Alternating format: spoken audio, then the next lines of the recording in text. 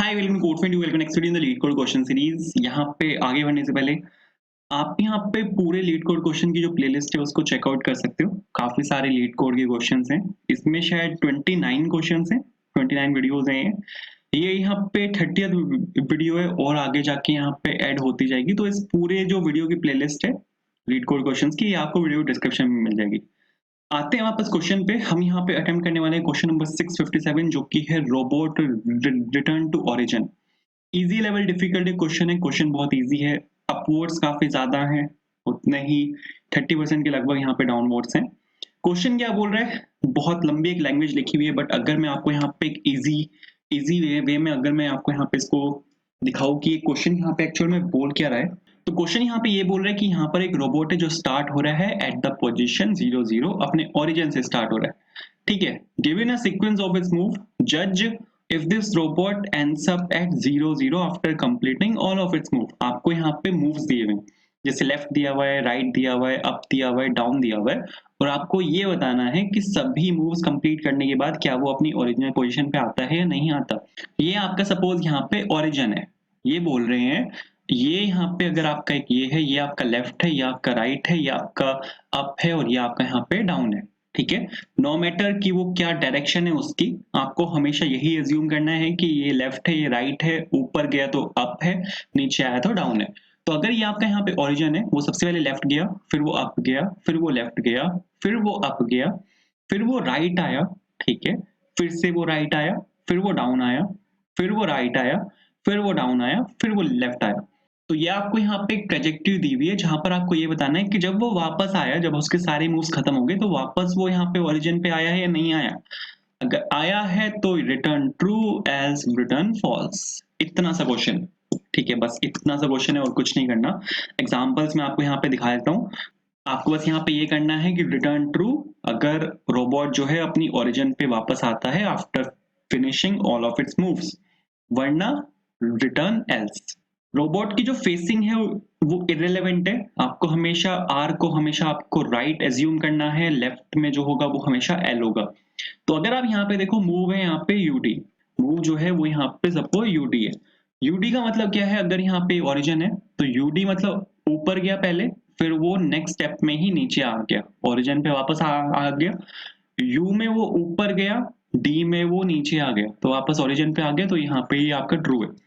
Second जो है वो एल एल है, मतलब ओरिजिन से स्टार्ट होके एल गया, पहले लेफ्ट गया, दोबारा से लेफ्ट गया, मूव्स खत्म हो गए, ओरिजिन यहाँ पर है, ये करंट इसकी करंट पोजीशन है जो अपने ओरिजिन से मैच नहीं खाती, तो ये आपका यहाँ पे फॉल्स है। काफी सारे इसके सॉल्यूशंस हो सकते हैं। ठीक है, एक सॉल्यूशन अगर मैं आपको यहाँ पे ये बताऊं, डिफिकल्ट वाला जो इसका यहाँ पे सॉल्यूशन है, बहुत सिंपल सॉल्यूशन भी है इसका, लेकिन पहले डिफिकल्ट वाले से शुरुआत करते हैं। आप यहाँ पे एक लेफ्ट ले लो कि ये यहाँ पे ये इसका ओरिजिन है, ओरिजिन से ये यहाँ पे लेफ्ट गया है, तो इसको वापस ओरिजिन पे आने के लिए इसको एक राइट चाहिए। अगर एक लेफ्ट से यहाँ पे लेफ्ट में आया है तो वापस इसको ओरिजिन पे लाने के लिए एक राइट चाहिए, तो लेफ्ट और राइट का कॉम्बिनेशन है। अगर ये दो बार यहाँ पे लेफ्ट गया है अपने ओरिजिन से, ठीक है, ये यहाँ पे पहला लेफ्ट, ये यहाँ पे दूसरा लेफ्ट, तो इसको वापस ओरिजिन पे लाने के लिए दो राइट चाहिए। ठीक है, ऐसे ही अगर वो ऊपर गया है, ठीक है, ये अपर ऊपर गया है, ओरिजिन पे इसको वापस लाने के लिए एक डाउन चाहिए। अब अगर मैं आपको यहाँ पे ये बताऊं कि अगर मैं यहाँ पर एक लिस्ट ले लूं, ठीक है, एरे लिस्ट आप अज्यूम कर सकते हो इसको। तो अगर मैं यहाँ पे सपोज एक लिस्ट ले लूं जिसमें मैं पुश करता रहूं, जैसे मैंने यहाँ पे यू डाला, तो जैसे यू मेरे पास आया, मैंने यहाँ पे यू को इसमें पुश कर दिया। अब वापस ओरिजिन पे आने के लिए मेरे को यहाँ पे डी चाहिए। तो जैसे यहाँ पे नेक्स्ट वाला एलिमेंट आएगा, मैं चेक करूंगा कि जो यहाँ पे डी मेरे पास आया है उसके लिए मेरे पास यू है यहाँ पे या नहीं है। अगर है तो इसको यहाँ से रिटर्न कर देंगे, और अगर एंड में मेरी ये जो लिस्ट है ये यहाँ पे एम्प्टी है, इसका मतलब है कि बंदा वापस ओरिजिन पर आ चुका है। अगर सपोज मैं यहाँ पे ये लेता हूँ, ठीक है, मैंने यहाँ पे एक लेफ्ट लिया, फिर मैंने सपोज यहाँ पर एक अप लिया, फिर मैंने यहाँ पर एक राइट लिया, और फिर मैं यहाँ पर एक डाउन ले रहा हूँ। ठीक है, जैसे ही मेरा लेफ्ट आया, इनिशियली मेरा जो यहाँ पे गिवन है, मेरे को यहाँ पे ये गिवन है, ठीक है, LURD मेरे को यहाँ पे गिवन है। तो जैसे ही मेरे यहाँ पे L आया, मैंने यहाँ पे इसको एक एरे में पुश कर दिया अपने L को। L के लिए मेरे को एक राइट चाहिए, अगर बंदा लेफ्ट गया है तो मेरे को एक राइट चाहिए। ठीक है, जैसे ही नेक्स्ट एलिमेंट आएगा u को मैंने यहाँ पे पुश कर दिया। u के लिए मेरे को यहाँ पे d चाहिए, अगर वो बंदा ऊपर गया है तो उसको वापस नीचे लाने के लिए मेरे को यहाँ पे d चाहिए। r मेरे को यहाँ पे मिल गया, तो जैसे यहाँ पे r आएगा मैं चेक करूंगा कि क्या l एग्जिस्ट करता है, l एग्जिस्ट करता है तो इसको यहाँ से रिमूव कर दूंगा। अगर d आता है, ठीक है, d आया यहाँ पे तो मैं ये चेक करूंगा क्या लिस्ट में u एग्जिस्ट करता है, u एग्जिस्ट करता है, इसको मैंने यहाँ से रिमूव कर दिया। तो लिस्ट यहाँ पर आपकी एम्प्टी है, लिस्ट अगर आपकी एम्प्टी है तो यहाँ पर ट्रू आएगा क्योंकि बंदा आपका वापस ओरिजिन पर आ चुका है। अगर बंदा यहाँ पे 2 बार लेफ्ट गया है, ठीक है, 2 बार यहाँ पे लेफ्ट गया है तो एरे में यहाँ पे सबसे पहले एल आएगा, एल यहाँ पे पुश कर दिया। लेफ्ट गया बंदा, इसको वापस आने के लिए राइट चाहिए मेरे को, राइट मेरे को यहाँ पे गिवन ही नहीं है, मेरे को यहाँ पे एल और एल दिया हुआ है। तो L आया यहाँ पे सबसे पहले, ये L को मैंने यहाँ पे पुश कर दिया। अब एक राइट चाहिए, मैंने नेक्स्ट एलिमेंट चेक करूंगा क्या वो एक राइट है, वो राइट नहीं है, वो यहाँ पे L है, ठीक है। 2 यहाँ पे मेरे को मूव्स दिए हुए थे, दोनों मूव्स मेरे यहाँ पे खत्म हो चुके हैं, लिस्ट मेरी यहाँ पे अभी भी एम्प्टी नहीं है। सारे मूव्स खत्म होने के बाद लिस्ट एम्प्टी नहीं है, मतलब बंदा वापस ओरिजिन पर नहीं आया और ये यहाँ पे आपकी फॉल्स कंडीशन है। तो ये क्वेश्चन हम यहाँ पे अटेम्प्ट करेंगे, ये फर्स्ट सॉल्यूशन है, थोड़ा सा डिफिकल्ट है, ठीक है, लेकिन अच्छा सॉल्यूशन है, ठीक है, थोड़ा सा डिफिकल्ट है लेकिन अच्छा है। जो सेकंड सॉल्यूशन है ना वो बहुत इजी है, ठीक है, वो बहुत इजी है, लेकिन उससे पहले जरा फर्स्ट सॉल्यूशन देख लेते हैं। तो मैं यहाँ पर एक लिस्ट बना रहा हूँ अपने कैरेक्टर की, जिसमें अपने सभी जितने भी मेरे यहाँ पर वो हैं, क्या बोलते हैं, मेरे कैरेक्टर्स हैं, उनको मैं यहाँ पे स्टोर करूंगा, ठीक है। एक इंटीजर यहाँ पे ले रहा हूँ आई के नाम से लूप करने के लिए, ठीक है, क्योंकि मैं यहाँ पे वाइल लूप चलाने वाला हूँ। तो मेरे को यहाँ पे सभी जितने मेरे स्टेप्स हैं, जो मूव्स हैं, वो मेरे को यहाँ पे एक स्ट्रिंग में दिए हुए। तो मैं यहाँ पे ये चेक कर रहा हूँ कि जब तक आई जो है मेरा वो 0 से स्टार्ट होके जो मूव्स की लेंथ है, ठीक है, वो -1 तक ना हो जाए। मतलब मैं यहाँ पे अपने जो पूरी स्ट्रिंग है उसको मैं यहाँ पे लूप कर रहा हूँ फ्रॉम ith टू उसकी स्ट्रिंग की पूरी लेंथ तक, ठीक है। उसमें जो मेरा सबसे पहला एलिमेंट आएगा, मेरे को यहाँ पे अपना सबसे पहले जो करंट एलिमेंट है वो चाहिए, तो मैं यहाँ पे ले लेता हूँ कैर करंट, और मूव्स में मूव्स डॉट कैरेट और ith पोजीशन पे। मतलब कि यहाँ पे मैं क्या कर रहा हूँ, यहाँ पे मेरे पास एक स्ट्रिंग मेरे को यहाँ पे दी हुई है LLRU, सपोज ये मेरे को यहाँ पे एक स्ट्रिंग दी हुई है। तो मैंने यहाँ पे क्या किया, अपना i इज इक्वल्स टू 0 से लेके i इज लेस देन -1, तो मैंने यहाँ से लेके यहाँ तक एक पूरा एक वाइल लूप चलाया। तो initially i is equals to 0 है, तो ये इस वाले एलिमेंट को यहाँ पे पिक कर रहा है, इस वाली लाइन से। मूव्स डॉट कैरेट 0, मतलब मूव्स जो स्ट्रिंग है उसमें कैरेक्टर एट 0th पोजीशन पे जो भी कैरेक्टर है L यहाँ से पिक होके आएगा, ठीक है। अब यहाँ से L यहाँ से पिक होके आया, तो मैं यहाँ पे सर चेक कर रहा हूँ कि अगर जो मेरा करंट एलिमेंट है वो अगर मेरा L के इक्वल है, जो करंट एलिमेंट है जो वो अगर मेरा L के इक्वल है, एंड मैं ये चेक कर रहा हूँ क्या लिस्ट में लिस्ट डॉट कंटेन्स, क्या लिस्ट में एक R पड़ा हुआ है, क्या लिस्ट में एक R पड़ा हुआ है, क्योंकि अगर वो बंदा लेफ्ट गया है तो उसको वापस लाने के लिए एक R चाहिए मेरे को। अगर R पड़ा हुआ है तो उसको मैं वहां से रिमूव कर दूंगा उस वाली लिस्ट में से, क्योंकि एक L के लिए मेरे को R मिल चुका है, तो उसको मैं यहाँ से जो आपका R होगा उसको मैं लिस्ट में से यहाँ से रिमूव कर दूंगा। लेकिन लिस्ट डॉट रिमूव फंक्शन जो होता है वो इनिशियली मतलब वो बाय डिफॉल्ट एक इंटीजर ले लेता है, वो एग्ज्यूम करेगा कि ये जो आपका R है वो एक इंटीजर है, तो आपको यहाँ पे इसको कैरेक्टर में चेंज करना पड़ेगा। मैंने यहाँ पे इसको कैरेक्टर में चेंज किया। एल्स इफ, ठीक है, ऐसे ही आपको यहाँ पे जितनी भी कंडीशन है उन सबको यहाँ पे आपको चेक करना है। तो यहाँ पे सपोज मैंने इसको चेक किया, क्या जो करंट एलिमेंट है वो सपोज R है, अगर वो बंदा राइट गया है तो उसको वापस लाने के लिए एक लेफ्ट चाहिए। मैं ये चेक कर रहा हूँ क्या लेफ्ट में एक लेफ्ट है, अगर लिस्ट में एक लेफ्ट है तो उसको मैं वहां से लेफ्ट को उस लिस्ट में से रिमूव कर रहा हूँ। अगर बंदा ऊपर गया है तो वापस लाने के लिए D चाहिए, अगर D मिलता है तो मैं यहाँ पे उसको रिमूव कर रहा हूँ उस लिस्ट में से। अगर बंदा नीचे गया है तो उसको वापस लाने के लिए एक अप चाहिए, तो उसके लिए मैं यहाँ पे इसको यहाँ से रिमूव कर रहा हूँ। अगर इनमें से कुछ भी नहीं है, फर्स्ट कंडीशन में लिस्ट ही एम्प्टी होगी तो सारी कंडीशंस फॉल्स हो जाएंगी, उसमें जो भी मेरा करंट एलिमेंट है उसको मेरे को एज इट इज लिस्ट में पुश कर देना है। और जब ये पूरी कंडीशंस यहाँ पे खत्म हो जाए तो आई को मेरे को इंक्रीमेंट करना पड़ेगा नेक्स्ट एलिमेंट के लिए। अभी मैं फर्स्ट एलिमेंट को चेक कर रहा हूँ, आई इंक्रीमेंट होगा तो वो नेक्स्ट एलिमेंट को यहाँ पे चेक करेगा। एंड में मेरे को यहाँ पे रिटर्न करना है कि लिस्ट अगर आपकी एम्प्टी है या नहीं है। उसके लिए हम डायरेक्टली एक फंक्शन का यहाँ पे यूज कर सकते हैं, लिस्ट डॉट इज एम्प्टी, ठीक है। List dot is empty function का मैंने यहाँ पे यूज किया, ये मेरे को बता देगा अगर लिस्ट यहाँ पे एम्प्टी है मतलब बंदा वापस ओरिजिन पे आया है, रिटर्न करेगा ट्रू। अगर लिस्ट आपकी एम्प्टी नहीं है मतलब इसका ये है कि बंदा ओरिजिन पे वापस नहीं आया, तो उसने रिटर्न किया है उस केस में फॉल्स। तो एक्सेप्ट यहाँ पे दोनों केसेस आपके हो चुके हैं। टाइम कॉम्प्लेक्सिटी अच्छी नहीं आएगी, मैं बताता हूँ यहाँ पे क्यों अच्छी नहीं आएगी। इसकी टाइम कॉम्प्लेक्सिटी एक बार देख लेते हैं आई कितनी है। Time complexity is 127 मिलीसेकेंड्स। हम बिल्कुल लास्ट आए हैं, ठीक है, बिल्कुल लास्ट है हम, और हमने इसे बीट किया है 5.13 मिलीसेकेंड्स को। हाँ, टाइम कॉम्प्लेक्सिटी अच्छी नहीं आएगी, उसका भी रीजन है ऐसा क्यों हुआ है, क्योंकि मैं यहाँ पे यूज कर रहा हूँ कंटेन्स फंक्शन का। लिस्ट का कंटेन्स फंक्शन होता है वो लीनियर टाइम लेता है। अगर आप लिस्ट में एक एरे लिस्ट में अगर आप कुछ भी सर्च कर रहे हो विद कंटेन्स फंक्शन, तो वो लीनियर टाइम लेता है, वो उसको पूरी लिस्ट में सर्च करेगा आपके एलिमेंट को, तो वो पूरा एक लीनियर टाइम पे लेता है। तो इस वजह से यहाँ पे जो आपकी टाइम कॉम्प्लेक्सिटी है वो बहुत खराब है। उसके साथ फिर आप कैरेक्टर को रिमूव कर रहे हो तो इसकी भी टाइम कॉम्प्लेक्सिटी है लिस्ट में से। तो ये सॉल्यूशन थोड़ा सा खराब था। नेक्स्ट सॉल्यूशन बहुत अच्छा है, ठीक है। नेक्स्ट सॉल्यूशन आप बोलोगे कि ब्रो ये पहले ही बताए थे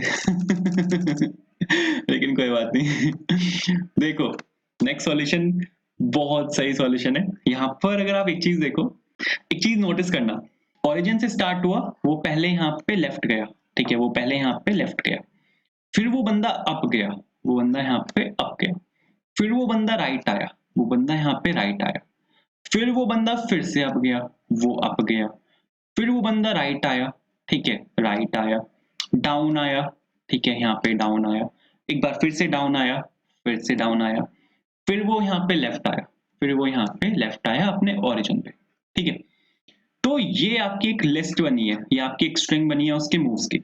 इसमें अगर आप एक चीज नोटिस करो, मैं आपको पहली लाइन से मैं आपको क्या सिखा रहा हूं, अगर वो बंदा यहाँ पे लेफ्ट जाता है तो उसको वापस लाने के लिए आपको एक राइट चाहिए। अगर वो बंदा ऊपर जाता है तो उसको वापस लाने के लिए आपको एक डाउन चाहिए। तो अगर उसको ओरिजिन पे वापस आना है तो आपके लेफ्ट और राइट इक्वल होने चाहिए। अगर उसको ओरिजिन पे वापस आना है तो आपके अप और डी इक्वल होने चाहिए।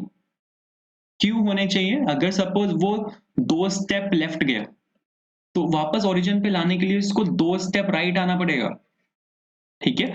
अगर वो 1 स्टेप 2 स्टेप ऊपर गया, ठीक है, 1 स्टेप वो यहाँ पे आया, तो उसको वापस लाने के लिए आपको एक स्टेप लेफ्ट में चाहिए, 2 स्टेप आपको यहाँ पे नीचे चाहिए। तो ये जो आपका अप और डाउन है, ठीक है, ये आपका प्रॉपर अप और डाउन है, ये आपका इक्वल होना चाहिए, लेफ्ट और राइट आपका इक्वल होना चाहिए, तभी वो ओरिजिन पर आएगा। तो आप यहाँ पे अगर देखो, ये मैंने आपको यहाँ पे एक पूरा मूव्स का ये बनाया था, एंड ये स्ट्रिंग आई थी। इसमें अगर आप काउंट करो, मेरे पास यहाँ पे एक एल है, मेरे पास यहाँ पे 2 एल है, और मेरे पास यहाँ पे एक और 2, लेफ्ट और राइट दोनों इक्वल हैं, दोनों यहाँ पे 2-2 हैं, ठीक है। अब अगर आप देखो यहाँ पे तो 1 और 2, ठीक है, डाउन अगर आप देखो तो 1 और 2, तो अप और डाउन यहाँ पे इक्वल है। तो लेफ्ट और राइट आपका इक्वल होना चाहिए, अप और डाउन आपका इक्वल होना चाहिए। तो इसी कॉन्सेप्ट के साथ हम हमारा यहाँ पे सेकंड सॉल्यूशन है, ठीक है। आई होप ये क्लियर हुआ होगा जो मैंने यहाँ पे कहानी समझाई है, क्योंकि इसी कॉन्सेप्ट के साथ हमारा यहाँ पे सेकंड सॉल्यूशन है। तो इनिशियली हम क्या करेंगे, लेफ्ट को मैं यहाँ पे 0 ले रहा हूँ, और राइट को मैं यहाँ पे 0 ले रहा हूँ, अप को मैं यहाँ पे 0 ले रहा हूँ, डाउन को मैं यहाँ पे 0 ले रहा हूँ। मैं यहाँ पे क्या करूंगा, जैसे ही वो बंदा ऊपर जाएगा तो मैं अप को इंक्रीमेंट कर दूंगा, जैसे ही वो बंदा नीचे आएगा मैं डाउन को इंक्रीमेंट कर दूंगा। एंड में यहाँ पे चेक करूंगा क्या अप और डाउन इक्वल है। अगर अप और डाउन मेरे इक्वल है तो मतलब बंदा वापस ओरिजिन पर आया है। तो मैं यहाँ पे क्या कर रहा हूँ, मैंने यहाँ पे सिंपल एक फोर लूप लगाया, इस बार मैं फोर लूप का यूज यहाँ पे कर रहा हूँ, ठीक है। वाइल का यूज भी कर सकते हैं बट ठीक है कोई बात नहीं, इस बार फोर लूप का यहाँ पे यूज करते हैं। तो मूव्स डॉट लेंथ में यहाँ पे यूज कर रहा हूँ, ठीक है। -1 ले लेते हैं। -1 अगर मैं यहाँ पे ले रहा हूँ तो मेरे को यहाँ पे इक्वल्स का यूज करना पड़ेगा, ठीक है। एंड मैं यहाँ पे डाल रहा हूँ इसको आई प्लस प्लस, ठीक है। सेम कंडीशंस डालनी है, सेम कंडीशंस। मूव्स डॉट अगर ये कैर एट आई, अगर आपका ये इक्वल है आपके यू के, अगर ये आपके यू के इक्वल है मतलब आपको अप को प्लस प्लस करना है, ठीक है। अगर जैसे ही ऊपर जाता है मतलब इसका ये है कि आपको यहाँ पे अप को प्लस प्लस करना है। एल्स इफ अगर ये सपोज आपके डी के इक्वल है मतलब बंदा डाउन आया है, तो यहाँ पे आपको डाउन को प्लस प्लस करना है। एल्स इफ अगर ये बंदा यहाँ पे लेफ्ट गया है तो आपको लेफ्ट को प्लस प्लस करना है, और यहाँ पर आपको डालना पड़ेगा एल। एल्स इफ, ठीक है, अगर बंदा यहाँ पे राइट गया है तो आपको यहाँ पे जो राइट है उसको यहाँ पे प्लस प्लस करना पड़ेगा। रिटर्न कराते हुए आप यहाँ पे डाल सकते हो अगर आपका जो अप है वो अगर आपके डाउन के इक्वल है, एंड जो आपका लेफ्ट है वो अगर आपके राइट के इक्वल है, तो ये जाके चलेगा। ठीक है, यहाँ पर देखो यहाँ पर क्या हो रहा है कि यहाँ पर मैंने डबल इक्वल्स का यूज किया जो कि एक बुलियन को रिटर्न करेगा। तो अगर ये ट्रू है तो ट्रू आएगा, फॉल्स है तो फॉल्स आएगा। फिर सेम कंडीशन है, ट्रू है तो ट्रू आएगा, फॉल्स है तो फॉल्स आएगा। एंड ऑपरेटर है जो कि एक बुलियन को रिटर्न करता है, ट्रू है तो ट्रू आएगा, फॉल्स है तो फॉल्स आएगा। तो अगर ये कंडीशंस यहाँ पे ट्रू हैं तो रिटर्न यहाँ पे ट्रू होगा, वरना रिटर्न यहाँ पे फॉल्स होगा। अब आप बोलोगे कि ब्रो यहाँ पे एक कंडीशन यहाँ पे आती है, इसको देख के आपके दिमाग में यहाँ पे एक लाइन आनी चाहिए कि अगर वो बंदा यहाँ पे लेफ्ट ही है, ठीक है, वो बंदा यहाँ पे लेफ्ट गया और फिर वो बंदा यहाँ पे राइट आया, तो आपका यहाँ पे लेफ्ट 2 बार इंक्रीमेंट हुआ, तो लेफ्ट में जो वैल्यू होनी चाहिए वो यहाँ पे 2 होनी चाहिए, राइट में जो वैल्यू होनी चाहिए वो यहाँ पे 2 होनी चाहिए। तो ये तो यहाँ पे 2 इक्वल्स टू 2 आएगा, बट हम ये क्यों चेक कर रहे हैं उस केस में, जबकि ये यहाँ पे अप और डाउन गया ही नहीं। तो उस केस में आप यहाँ पे और भी कंडीशंस डाल सकते हो, ठीक है। लेकिन आप अगर यहाँ पे एक चीज नोटिस करो तो आपको मैंने ये इनिशियली 0 से इनिशियलाइज करवाया हुआ है, डाउन को मैंने इनिशियली यहाँ पे 0 से इनिशियलाइज करवाया हुआ है, तो ये 0 इज इक्वल्स टू 0 आएगा, तो ये ट्रू ही रहेगा।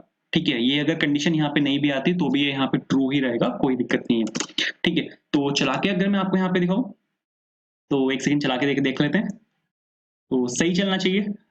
यहाँ पे कुछ गड़बड़ है क्या? अरे यहाँ पे मैंने moves डॉट लेंथ के साथ यहाँ पे पैरेंथेसिस आएगा। जब भी आप स्ट्रिंग को यहाँ पे लूप करते हो, ठीक है, तो हमेशा लेंथ के साथ पैरेंथेसिस आता है। ठीक है, तो बिल्कुल ठीक है। और आप यहाँ पे देखो, ये यहाँ पे आपका बिल्कुल करेक्टली वो हुआ है, क्या बोलते हैं उसको, बिल्कुल करेक्टली यहाँ पे एक्सेप्ट हुआ है।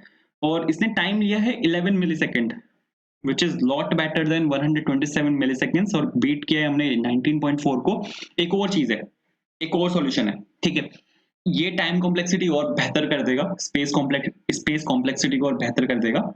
यहाँ पर अगर आप देखो कि हम यहाँ पे एक्चुअल में कर क्या रहे हैं, मैंने यहाँ पे 2 वेरिएबल्स लिए हैं। अगर वो ऊपर जाता है तो मैं अप को प्लस प्लस कर रहा हूँ, अगर वो नीचे आता है तो मैं डाउन को प्लस प्लस कर रहा हूँ।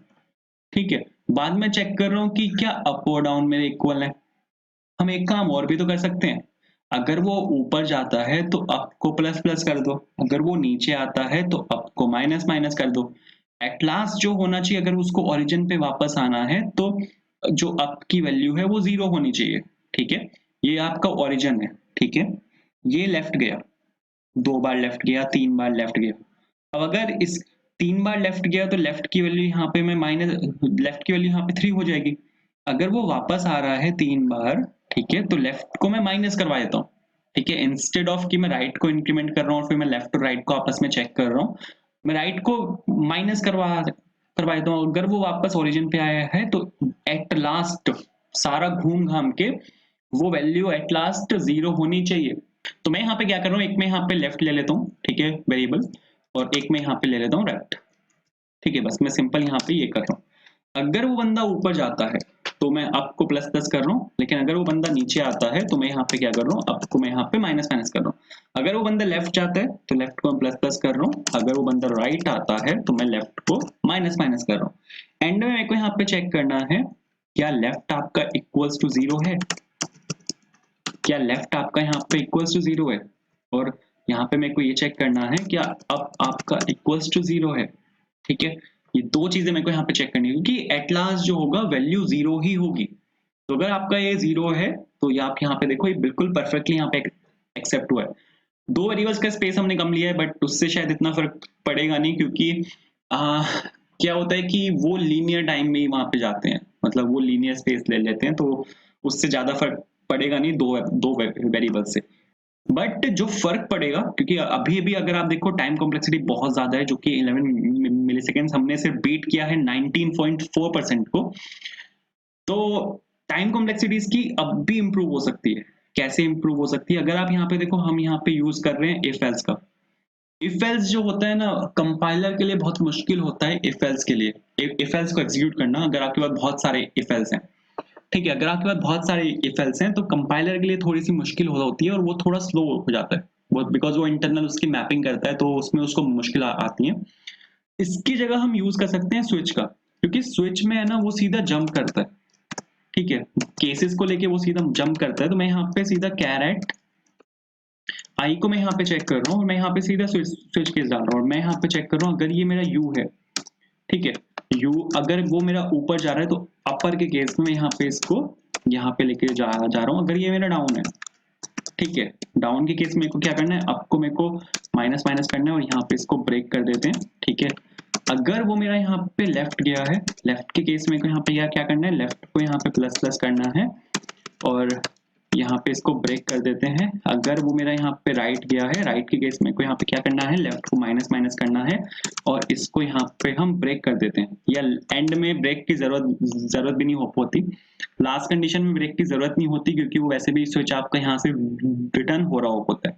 तो अगर आप इफ एल्स को रिप्लेस कर दोगे विद स्विच, तो क्योंकि स्विच आपका फास्टर होता है क्योंकि यहाँ पे सीधा केसेस हैं, ठीक है, वो सीधा केस को चेक करेगा और वहीं पर आ जाएगा। इसके इंटरनल मैपिंग जो होती है वो अच्छी होती है इफ एल्स से। तो आप यहाँ पे देखोगे कि इसका जो वो होगा, टाइम कॉम्प्लेक्सिटी होगी इसकी काफी बेहतर होगी। यहाँ पे सेमीकोलन छूट गया कहीं पे, हाँ यहाँ पे एंड में सेमीकोलन छूट गया। टाइम कॉम्प्लेक्सिटी दिखाता हूँ। सबसे पहले टाइम कॉम्प्लेक्सिटी शायद 19 मिलीसेकंड्स थी, आई एम नॉट रॉन्ग।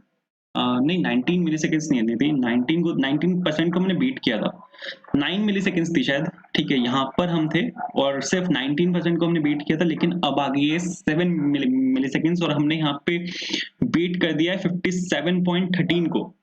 इसको आप और बेहतर बना सकते हो। और बेहतर कैसे बना सकते हैं, यहाँ पे एक चीज होती है कि जब हम स्ट्रिंग को जब हम लूप करते हैं ना, ये थोड़ा सा स्लो होता है, स्ट्रिंग की लूपिंग थोड़ी सी स्लो होती है। आप एक काम कर सकते हो, आप इसको चेंज कर सकते हो टू अ कैरेक्टर एरे, ठीक है, moves dot to char array, to character array में यहाँ पे इसको चेंज कर रहा हूँ और यहाँ पे मैं सिंपल सी डॉट लेंथ कर रहा हूँ और लेंथ और एरे की जब हम लेंथ निकालते हैं तो पैरेंथेसिस नहीं आते और मैं आपको और कुछ चेंज नहीं करना। तो स्ट्रिंग को जब आप लूप करते हो थोड़ा सा उसमें टाइम लगता है। इसको आप और बेहतर बना सकते हो अगर आप यहाँ पे एक एक्स्ट्रा स्पेस यूज कर लो और यहाँ पे आप इसको एक कैरेक्टर एरे में कन्वर्ट कर दो एक स्ट्रिंग को। इसने अब भी 7 मिलीसेकंड ही लिए हैं, कुछ गड़बड़ है क्या? मेरे को देखना पड़ेगा। हाँ कुछ गड़बड़ है यहाँ पे। अब भी मैं इसको moves डॉट कैरेक्टर आई ही कर रहा हूँ, ये नहीं करना। अब मेरे को इसको एरे से चेक करना है, सी आई करना है, इसको सी आई करना है। नाइस, तो इसको चलाते हैं, ठीक है। उसको मैं अभी स्ट्रिंग से ही चेक कर रहा था, भले ही मैंने उसको एरे में कन्वर्ट कर दिया। तो सबमिट करता हूँ। अब आप इसको देखना कितना इंप्रूवमेंट आएगी। 57% था, 57% बीट हमने किया था सिर्फ 57% को और हम यहाँ पर थे, शायद 7 मिलीसेकंड था या 9 मिलीसेकंड था, लेकिन हमने 57% को बीट किया था। आप देखो 5 मिलीसेकंड आ गया और हमने बीट किया है 96.23% को।